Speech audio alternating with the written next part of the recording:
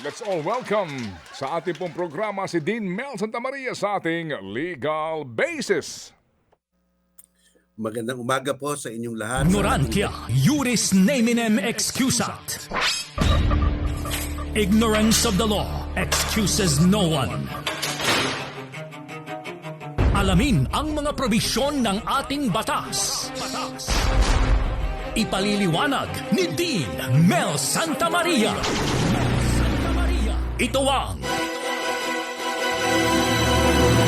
Legal Basis. Sorry Dean, nagkaroon lang po ng double ups. Anyway, good morning po Dean. Good morning. Magandang umaga sa iyo, Ted, DJ Chacha, sa ating tagapanood, tagapakinig. Mabuhay po kayong lahat. Si Dean Mel Santamaria po ito. Salamat na marami Dean. Pwede ho ba muna nating at least makuha po ang inyo pong kaisipan at pananaw po dito sa nangyari pong preliminary hearing sa kaso po ng dating Pangulo sa ICC noong pong Friday. Ano po ang mga importante mga points na dapat ho natin tandaan? Nakita natin dito sa hearing na ito na tatlo lang ang purposes nitong hearing na to.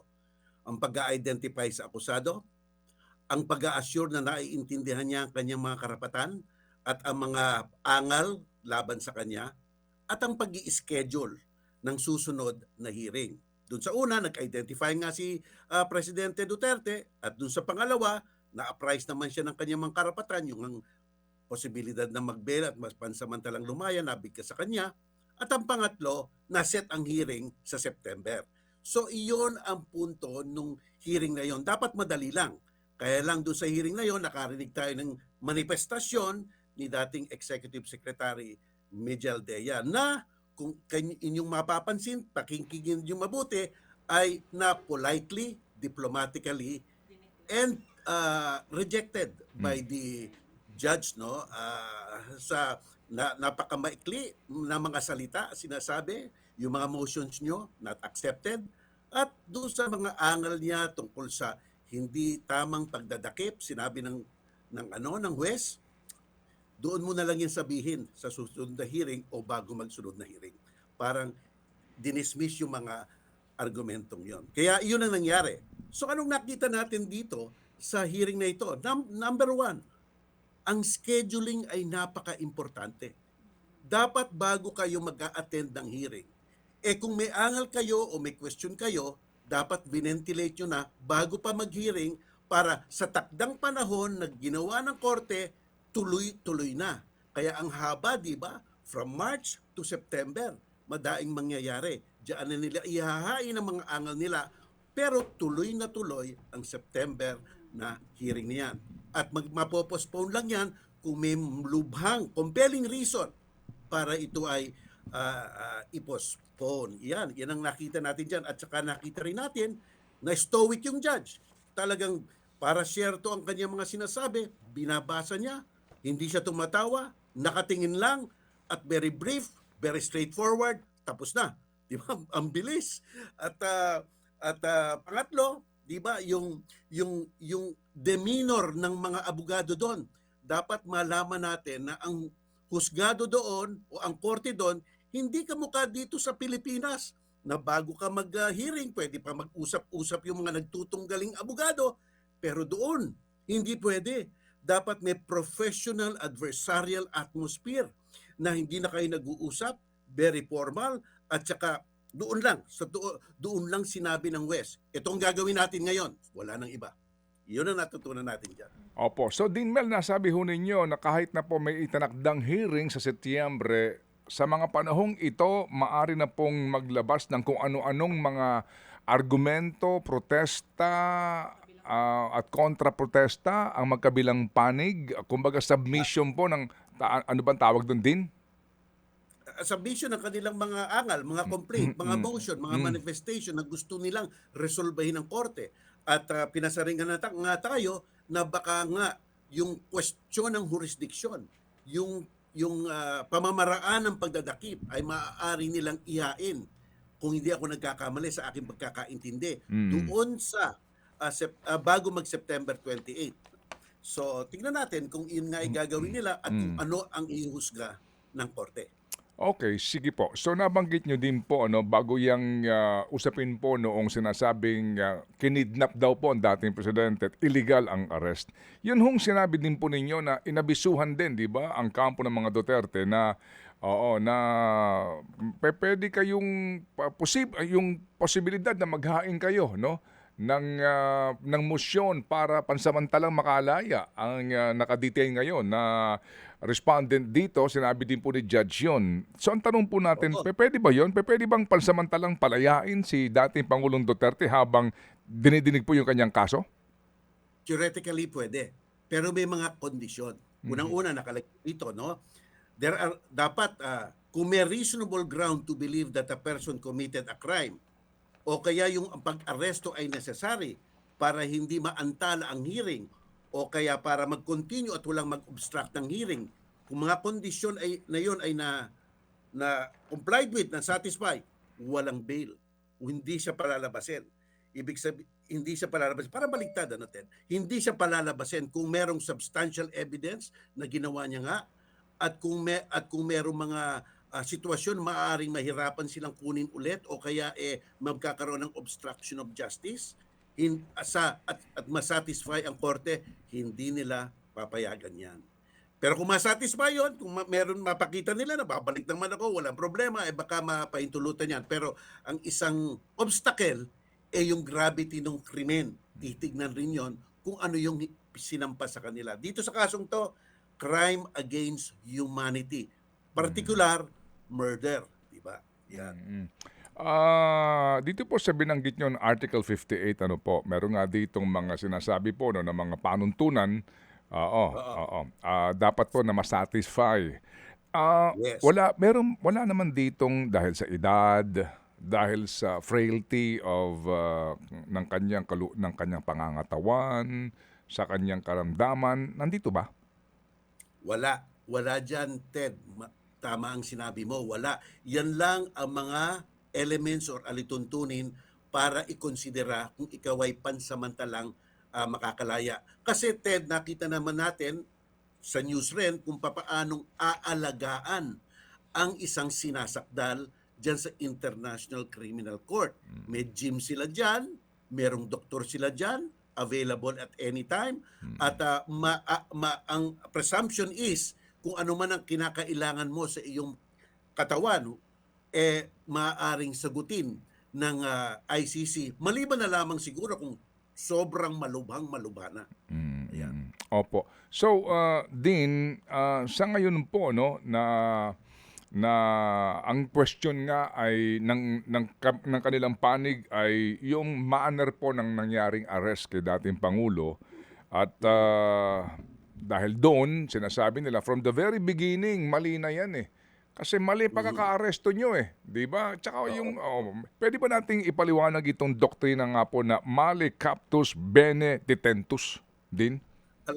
Alam nyo sa larangan ng international law, sapagkat ang diwa ng international law ay may isang tao na lubhang gumawa ng crime against humanity o kaya genocide at na sa lugar siya kung saan ang korte ay hindi nandoon. Mahirap siyang hagilapin, mahirap siyang hulihin at kung hulihin magre-request pa sa isang estado. Iyan ang diwa niyang rule ng male captus bene detentus. Ang ibig sabihin niya, wrongfully captured but properly detained. Sapagkat may kahirapan ng madakip ang mga sinasakdal dyan.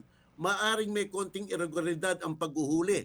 Pero kung ang ginawa naman ay napakatindi, properly detained yan. Sapagkat ito yung tinatawag na substance over formality, over form.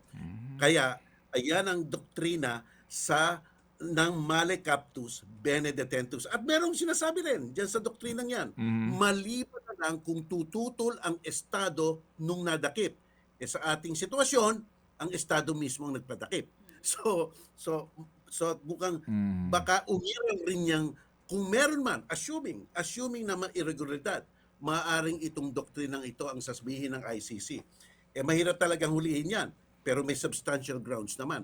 Doon sa warrant of arrest, Ted, parati nilang inuulit yung substantial grounds, substantial proof. Ibig sabihin talagang may nakikita sila na talagang may probable cause na ika nga sa atin, tawag natin, para ituloy ang kaso. Mm. So, kumbaga din, wrongly captured, properly or lawfully detained. Oo, Ito'y doktrina na maaring magamit natin in the case at bar. yes. Alam mo, Ted, tandaan natin, Ted, noong November 21, 2021, ang gobyerno sa ilalim ni Presidente Duterte ay humingi ng deferral. Huwag niyo kaming imbestigahan. Kami na ang mag-iimbestiga by virtue of the complementarity rule. So ang ginawa ng ICC, pinahintulutan actually, o sige mag-imbestiga kayo at bigay niyo sa amin. Siyempre, walang nangyari. So noong June 24, 2022, naghain ulit sila, nagpasya ulit na umpisan ulit ang investigasyon sa ICC. So hindi tama yung sinasabi na hindi nila alam o kaya yung mga pangyayari, wala silang partisipasyon. Sila mismo, yung gobyerno, Pilipinas, humingi ng deferment. Pinagbigyan, pero walang masyadong nangyari, kaya tinuloy ang investigasyon hanggang tumungo sa warrant of arrest. Opo, ito rin po yung sagot na bakit nangingialam itong ICC? Gumagana naman ang ating hudikatura sa Pilipinas. Pumapasok lamang sila kapag mayroon ng failure yung justice system sa isang estado. Oo nga, alam mo Ted, meron tayong batas, no? Alam naman natin to, madalas pag-usapan to, yung Republic Act 9851, na ang sinasabi na ang gobyerno natin ay pwedeng ibigay ang pag-iimbestiga sa mga crime against humanity. Specifico ha, Ted, hindi lang anong krimen, crime against humanity kung ang isang international tribunal ay nag-i-investigate na. Nakalagay yan at sinasabi pa nga sa batas na iyon na pinapahintulutan rin ang gobyerno na idulog yung akusado doon sa international tribunal. So, may batas. May batas tayo at mukhang the letter of the law was followed. Ngayon, sinasabi nila, pero nakalagay sa ating konstitusyon na ang isang tao ay hindi pwedeng madakip kung walang warrant of arrest na nanggagaling sa ating korte. Di ba? So, wala. Nanggagaling sa ICC yan. Pero dapat natin tignan ang nakalagay sa ating konstitusyon. Ang nakalagay sa ating konstitusyon ay, ang illegal ay ang unreasonable search or seizure. Kaya dapat may warrant of arrest o search warrant na ginawa ng huwes. Ibig sabihin, kung ang search or seizure ay reasonable, hindi na kailangan ng warrant of arrest. Kaya nga meron tayong mga sitwasyon na in flagrante delicto. Kung nahuli mo, gumagawa ng krimen, hindi mo naman pwedeng sabihin, teka muna, kukuha muna ako ng warrant of arrest. So, exempted yon. O kaya yung hot pursuit, yung hinahabol mo kasi kagagawa lang ng krimen, hindi mo na kailangan kumuha ng warrant of arrest. O nakakita ka ng takas bilanggo, ang evasion of sentence, krimen yon. Pwede mo nang hulihin na walang warrant of arrest. So, ang hindi lang pinapahintulutan, ang nakasaad sa ating konstitusyon, kailangan ng warrant of arrest kung para iwasan ang unreasonableness. So ang tanong, reasonable ba o unreasonable ang nangyari? Number one, tinupad lang yung Republic Act 9851. Number two, kung binibigyan natin kapangyarihan ng isang international tribunal na nag-investigate, siguro nakita yung warrant of arrest. Ibang klase yung warrant of arrest, Ted. Ang daming pages. Talagang nakalagay doon yung sa pamamagitan ng aming investigasyon, sabi nila, yung modus operandi, yung profile ng biktima, yung profile ng mga perpetrator, yung method of killing, pare-pareho, mukhang similar. So ang tinitingnan ngayon ng korte, yung widespread and systematic methodology na nangyari. May naririnig pa tayo, Ted. Teka muna, 43 murders lang ang nakalagay dun sa warrant of arrest na yun, Di ba? Basta sinabi mong crime against humanity, ang iniisip mo na, dapat mga Libo-libo. milyon. Libo-libo. Pero ang maganda dito, o ang tunay dito na nakasaad sa Rome Statute ay, ano ba ang crime against humanity? Ito ay ang gumawa ka ng kilos na widespread attack, systematic attack laban sa isang sektor ng civilian population. At sinasabi nila, ano ba ibig sabihin ng attack directed against any civilian population? Sinasabi naman ng Rome Statute, ang ibig lang sabihin nito, multiple commission of the alleged crime. Ibig sabihin maramihang pagpatay ng murder, ng pag-commit ng murder. Hindi sinasabing dapat isang milyon to. Dapat milyon to. So, ang nakafocus ngayon ng ICC, kung itong maramihang pagpapatay ay widespread, systematic, at base sa isang state policy or sabi ng Rome Statute, organizational policy. Yun lang yung sinabi. Kung mapapatunayan yan, so may base. So, at pagkatapos yan, yung Korte Suprema sinabi, bagamat nag-withdraw ang Pilipinas sa Rome Statute, hindi ito ibig sabihin na takas na ang mga nag-commit ng mga mga paratang na yan. Hanggang March 2017, diyan tayo umali, 2019. Opo. Diyan tayo umalis. Bago iyon, yung liabilities ay pwedeng dinggin. Pero ang Korte Suprema hindi sinabing iiral rin yung mga technical methodology and procedure ng pag-aaresto. Wala doon. Ang sinabi lang ng Korte Suprema, ang sako pa dito ay ang mga liabilities na tinuturing ng Rome Statute. Hindi ang mga technical procedure at technical procedure or manner or methodology of arrest and apprehension. Hindi sinasabi iyon. Okay. Kaya titignan mo iyon, lahat ng iyon mukha namang may reasonableness para lang sa akin, Ted, no? Pero siyempre makikita rin natin ang punto ng nila at natutuwa nga ako, Ted, Natutuwa nga ako, Ted, na kumuha na sila ng abogado nila. Kasi para talagang maalagaan ang karapatan ni dating Presidente Duterte. Kasi yung mga manifestation, with all due respect to Executive Secretary Medaldea, parang sinabi sa kanya nung Judge.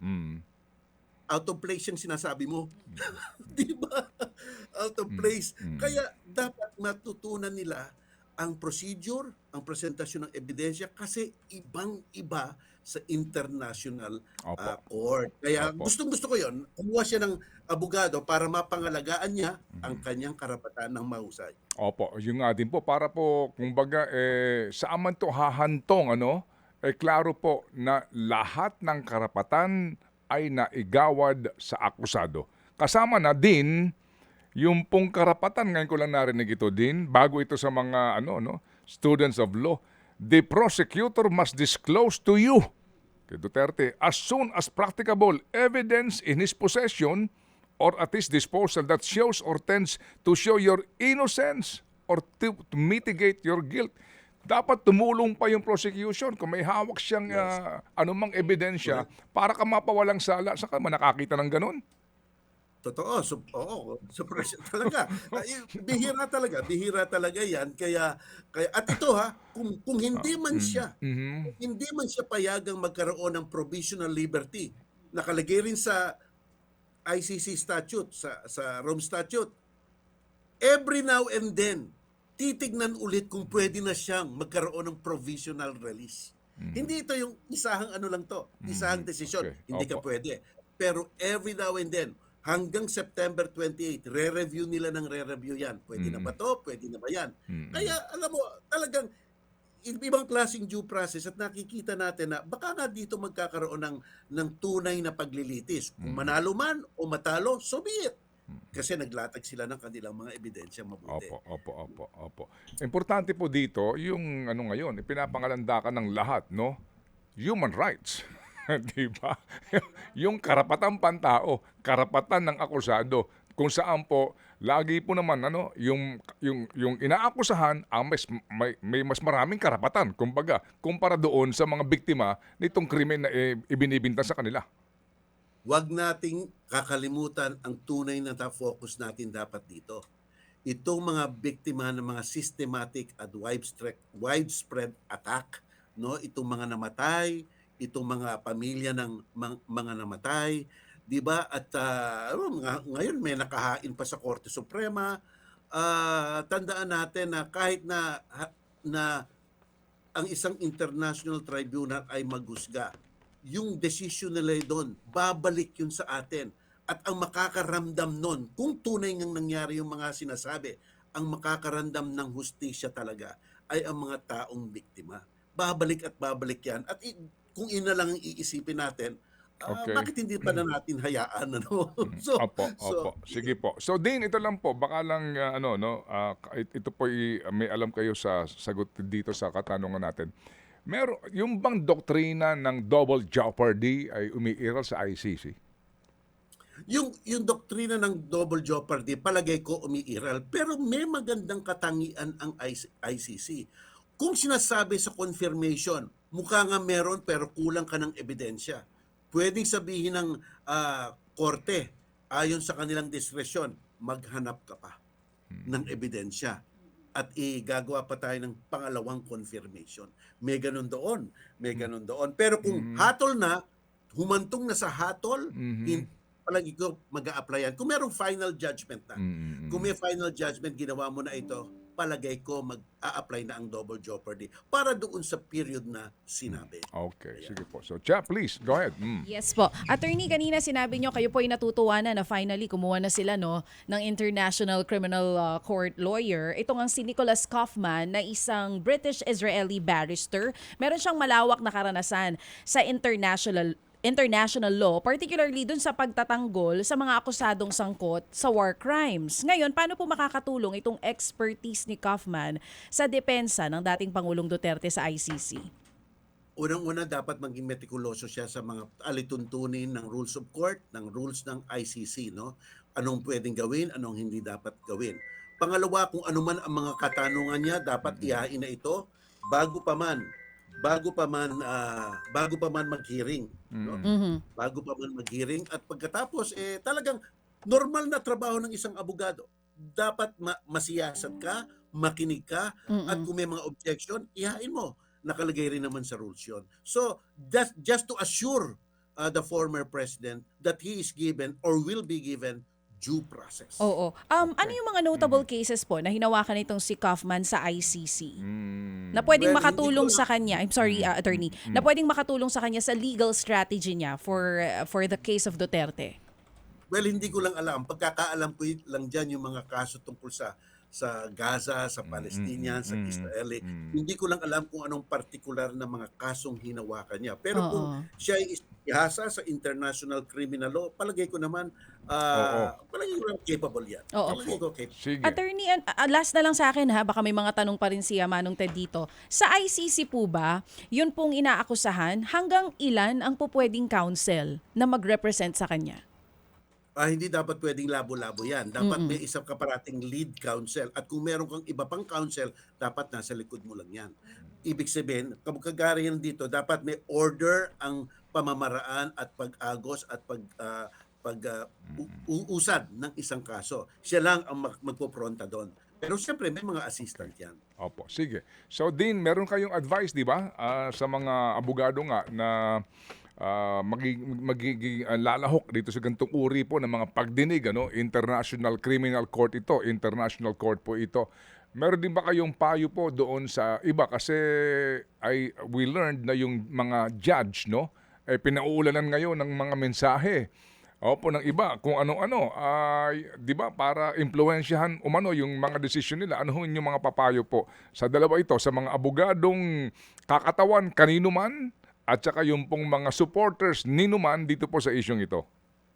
Well, kung ikaw ay mag-appeal sa International Tribunal, dapat alam mo may mga unwritten rules dyan na pagpasok mo sa loob ng korte, dapat magalang ka, dapat may professional adversarial atmosphere na kaagad, hindi na nag-uusap ang mga abogado, talagang nakatuon na sa korte. Pangalawa, dapat maging respectful ka sa West. Hindi ka nagpapasaring na kung ano ang ginagawa ng West. Kasi kung dito sa atin yun, makokontempt na. Pero doon, magtitiisan mo. Pero dapat respected ka at siguradong dapat mag-aral ka. hindi bara-bara sa Court of International Court. Alam mo, Ted, ako ay nag-appear na sa isang international arbitration since the late 1990s. Mismong mga footnote ng mga sinulat ko tinatanong. Ibig sabihin, hindi ito yung pwede mong bulahin itong mga huwes. Ito yung dapat meticulous ka at detalye. Para sa mga huwes naman, nakita natin yung huwes sa International Court of Justice, International Criminal Court, stoic sila, walang kung maaari, kinokontrol nila ang feeling nila, precision, precise, at ang mga orders binabasa nila, at para mahusay ang pagkaiintindi ng mga kung sino man ang nakikinig at mga litigante. Okay. So paghahanda ng husto. Okay. Sige po, salamat na marami, Dean Mel, at tayo po aantabay. Bagamat ito po ay September pa na hearing, pero baka may mga development sa mga araw pong darating. Mabuhay ka, Dean. Mabuhay. Thank you. Mabuhay Ted, mabuhay DJ Chacha sa ating tagapanood, tagapakinig. Bye-bye. Thank you, Dean Mel Santa Maria sa ating legal basis